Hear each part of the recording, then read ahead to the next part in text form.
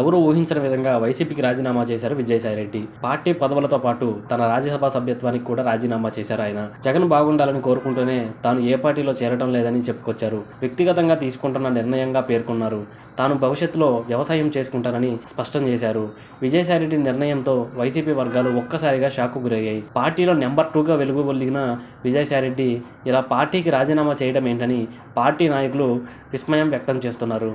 విజయసాయిరెడ్డి రాజీనామాతో టీడీపీలో ఆందోళనతో పాటు అలజడి కూడా చెలరేగింది. జగన్ను బీజేపీకి దగ్గర చేయడానికే విజయసాయిరెడ్డి రాజీనామా చేశారనే అనుమానం టీడీపీ నేతలు వ్యక్తం చేస్తున్నారు. లేదంటే విజయసాయిరెడ్డి బీజేపీలో చేరతారేమో అని భయం కూడా టీడీపీ నేతల్లో కనిపిస్తుంది.